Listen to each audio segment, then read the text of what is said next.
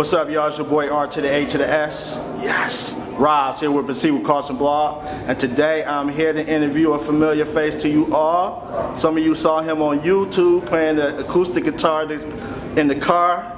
But now, of course, the Lord has elevated him to a whole nother level. I'm here with the one and only Molly Music. Molly, what's up, bro? What's going on? All right. First question, Molly. Of course, people are talking about the whole thing with Akon, your partnership.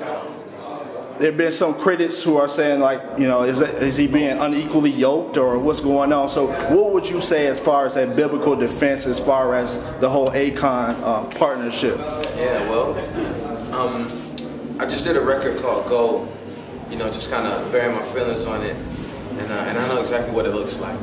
But at the same time, with the levels that we're going and the places that it's headed, it's necessary for us to be able to go into these places, to be able to get the gospel to the people that it hasn't been able to reach in the past. I completely feel, you know, the way that it looks, and even, you know, some of the biblical senses that people can go. But there's a lot of others in my defense. So I'm not here to throw around scriptures because we're not Pharisees or theologians or anything like that. But it's just what God has done. Okay. I didn't get here by myself. I didn't get here singing my song. I got here following God.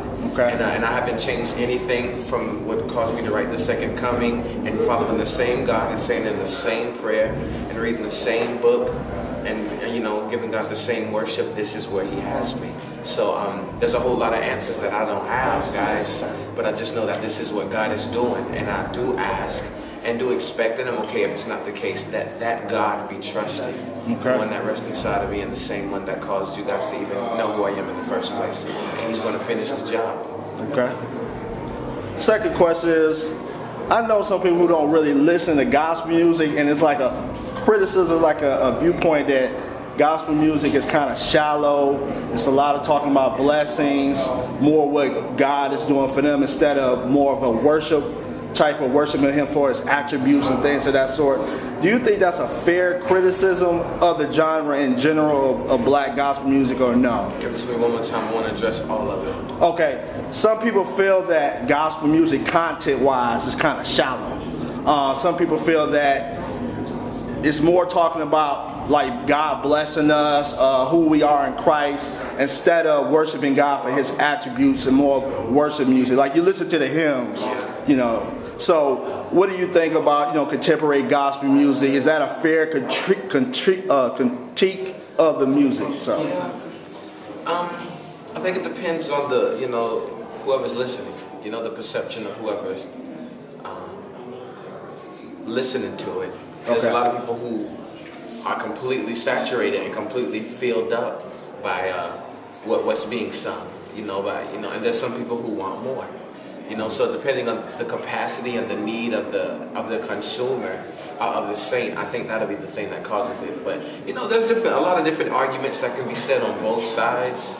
But I do believe that there's more for the people who need more, and for the people who don't, you know, there's a place for everyone too, you know, to be able to get into it. So I do believe that there needs to be a lot more effort that goes into the creative aspect inside of gospel music creatively, whether that's musically, whether that's lyrically, whether that's even in our minds, production, videos and stuff like that. We got to turn it up, not even just to be able to compete, but just so we can be effective.